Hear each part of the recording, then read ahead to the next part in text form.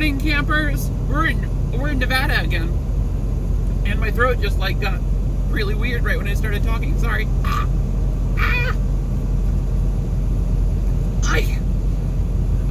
I'm good. It's fine. Everything's fine. We're good. I haven't talked a lot today. Oh, neat. I didn't know there was some kind of building up here. This is, if you're wondering, this is US 93 alternate, south from Wendover, Nevada. You might remember this road from a video earlier, like a few months ago, in which I was panic driving at 25 miles an hour up a snowy road. That was this highway, and it was snow-packed, and we were crawling our way toward Ely, I don't know, Ely. I'm gonna go with Ely, just for future reference, because, you know, we never figure that out. I've yet to figure that out. But yeah, so I wanted to talk about a couple of things in general with the trucking industry right now.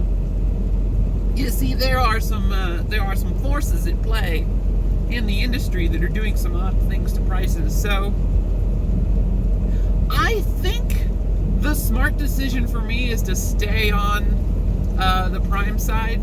I'd still very much like to go to regional so I can take a little more time off, but the regional fleet, the dry van fleet, is struggling a little bit with rates still being difficult to negotiate. So I think I'm going to stay on prime side, if only because it's a little less volatile.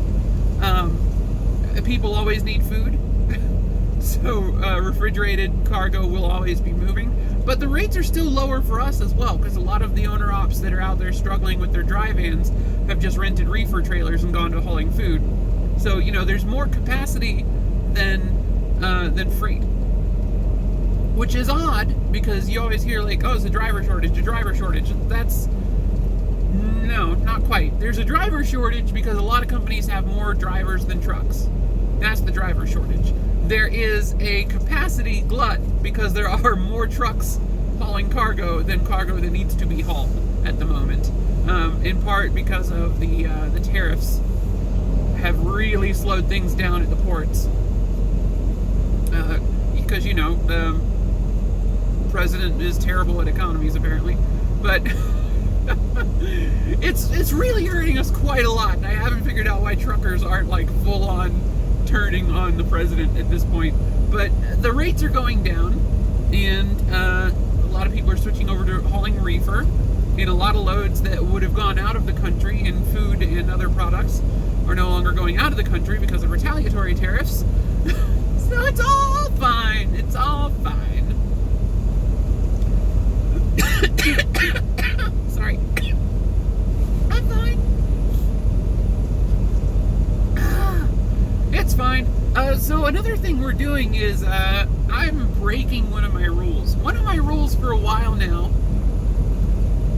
has been when on a 2-lane road, I would do 65 out of courtesy to all the other drivers on the road.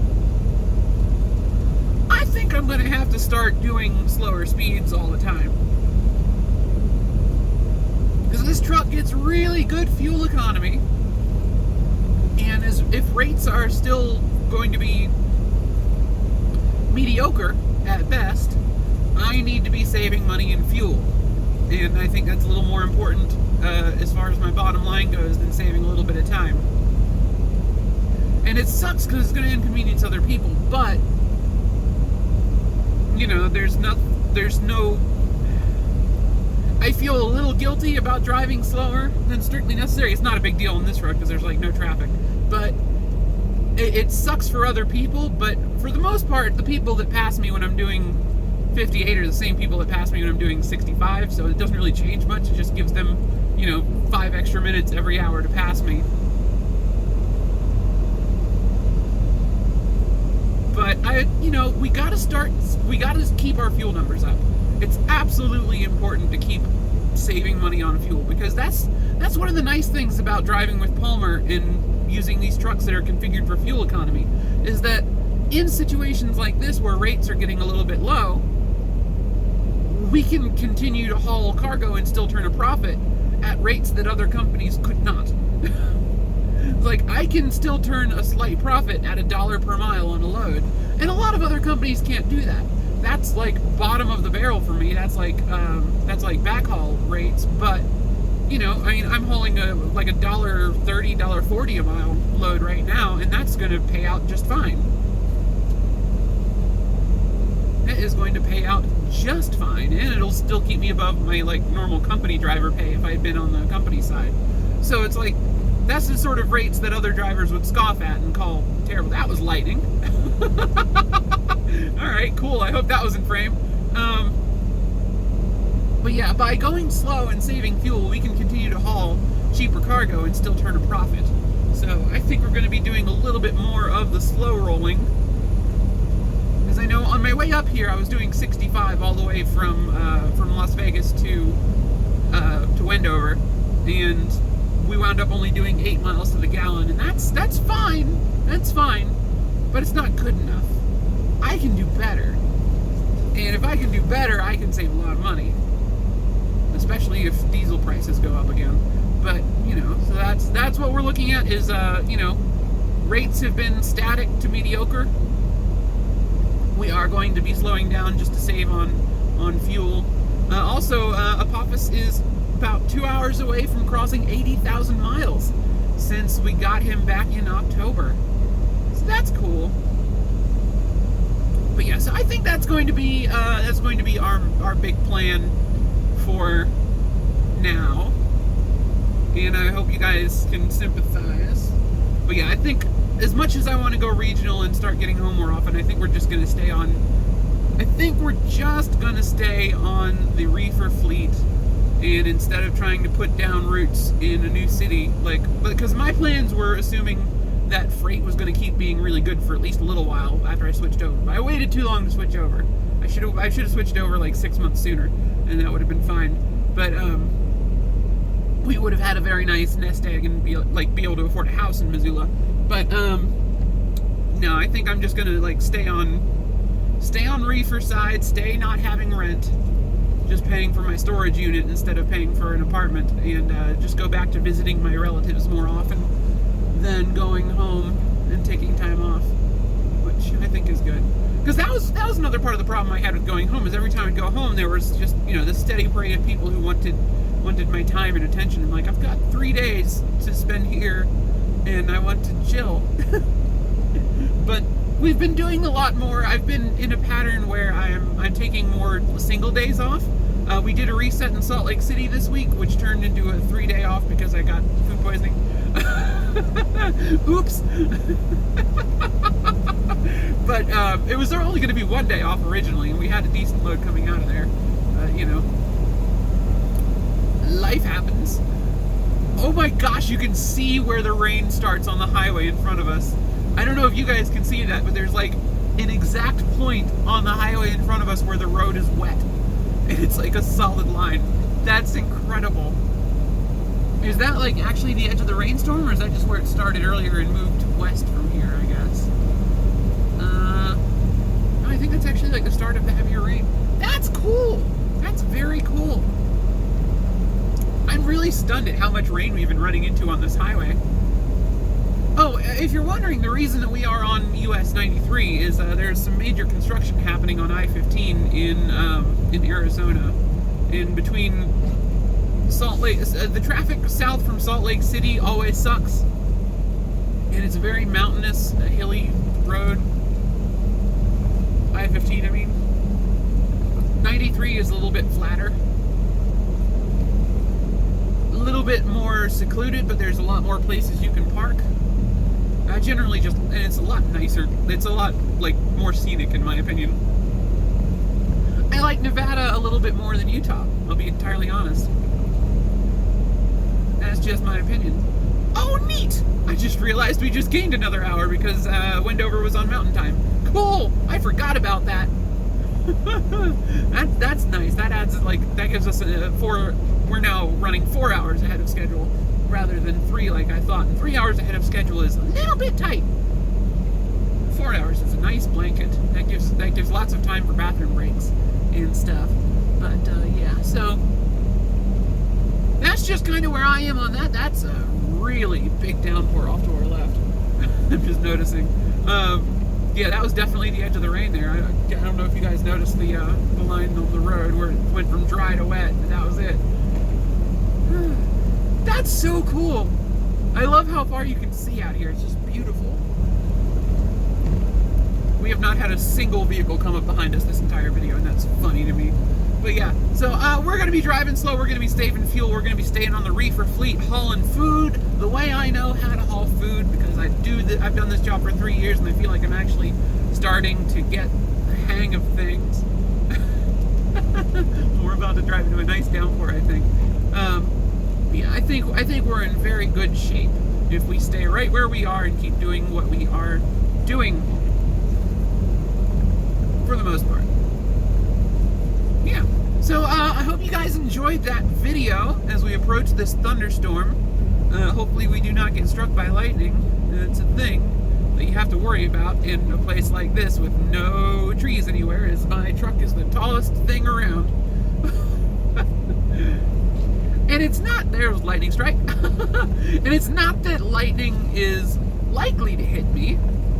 It's that lightning would just be bad. It would fry all my electronics. A lot of people think that vehicles are safe in lightning because they have rubber tires, and that is entirely untrue. If you think about it, lightning kind of voids the whole rubber insulator thing that makes it a little bit not a fact. Because, like, if you think about it, what is the best insulator between two wires? That's air. That's a nice big air gap. If the wires aren't touching, unless they're very close together, there's no electricity flowing between them. Rubber is a less effective insulator than air, and lightning is already going through the air. So the rubber is a easier path for the lightning than to continue going through the atmosphere to get to the ground. Woo, that's windy. Oh boy, alright. Let's bring our speed down a little bit. That's a little bit windier than I expected. We had a truck got blown over by a microburst last week. Not Palmer, but Prime did. We definitely don't want to be repeating that particular instance. Not that there's a whole lot you can do about it.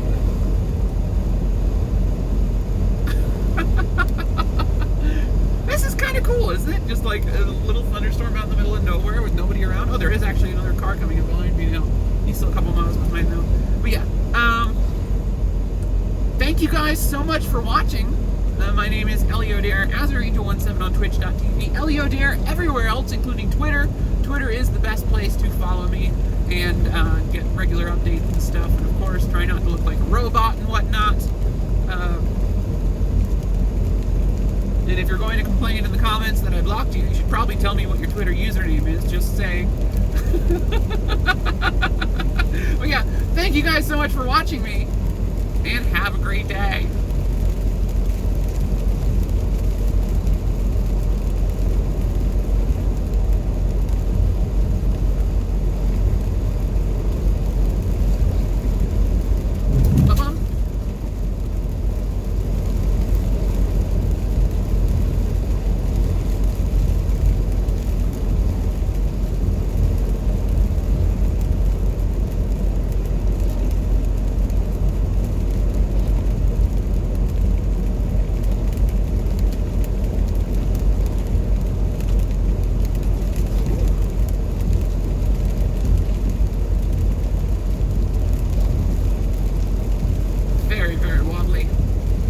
Very wobbly indeed.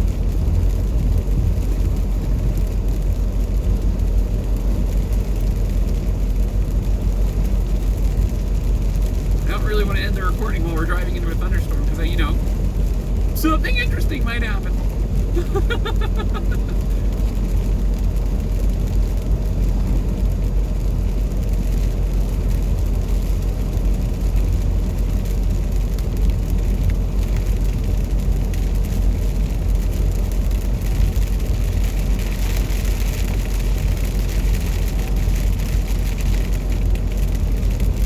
I don't really want to let go of the wheel to turn the camera off at the moment.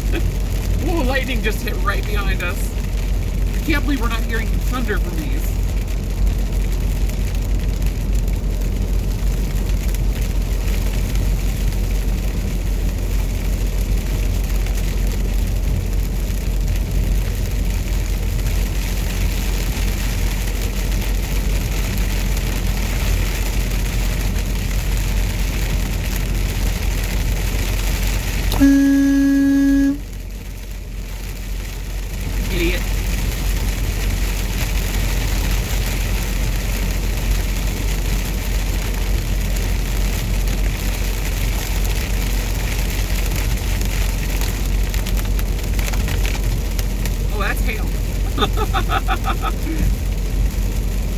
That was a very brief burst of hail right there. It only lasted like a second.